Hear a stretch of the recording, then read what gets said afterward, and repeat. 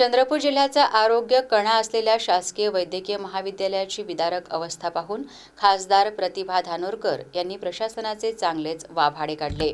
आज सोमवारी दुपारी त्यांनी रुग्णालयाला दिलेल्या आकस्मिक भेटीदरम्यान धक्कादायक वास्तव समोर आले आहे।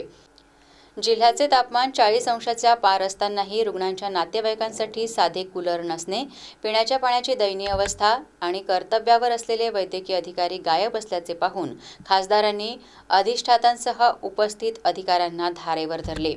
रुग्णालयातील स्वच्छतेवर दरवर्षी कोट्यवधी रुपये खर्च करूनही प्रत्यक्षात मात्र सगळीकडे घाणीचे साम्राज्य आणि दुर्गंधी पसरली आहे।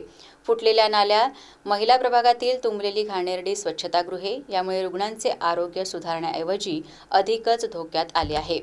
स्वच्छतेचा पैसा जातो कुठे असा जळजळीत सवाल करत महिलांना मिळणारी ही वागणूक आणि आरोग्याशी होणारी तडजोड कदापि सहन केली जाणार नाही अशा स्पष्ट शब्दात खासदारांनी प्रशासकीय यंत्रणेच्या ढिसाळ कारभारावर प्रहार केला।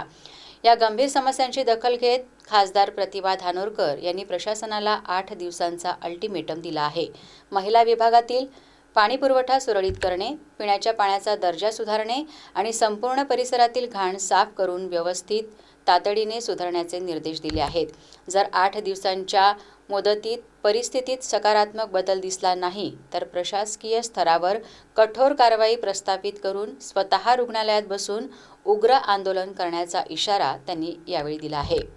जिल्हाभरातून जे गरीब सगळे पेशंट आहेत ते या ठिकाणी येतात आणि त्यांना बेसिक ज्या सोयी सुविधा आहेत त्या उपलब्ध या ठिकाणी झाल्या पाहिजे आणि त्याच्या संदर्भातच ही आजची विजिट होती। आपण बघितलं असेल की सगळे पेशंट ॲडमिट असतात, त्यांच्या नातेवाईकांची गैरसोय व्हावी नाही, त्यांच्यासाठी वॉशरूमची व्यवस्था असेल, पाण्याची व्यवस्था असेल, डिलिव्हरी वॉर्ड आहे, एक्सरेची मशीन असेल, नंतर ब्लड बँक जी आहे तिथं सुद्धा आपण विजिट केली की लोकांना या सोयी सुविधा वेळेवरती उपलब्ध होती की नाही। आणि या सगळ्या पाहणी दरम्यान आपण पाहिलं की सगळ्यात महत्त्वाचा विषय जो होता की साफसफाईचा, डिलिव्हरीच्या ठिकाणी सुद्धा जे नवजात शिशु त्या ठिकाणी राहतात त्यांना लवकर इन्फेक्शन होते आणि अशा ठिकाणी ज्यांनी साफसफाईचं कंत्राट या ठिकाणी घेतलं आहे त्यांची ती जबाबदारी आहे की काम घेतल्यानंतर ती जबाबदारी यशस्वीरित्या पार पाडली पाहिजे।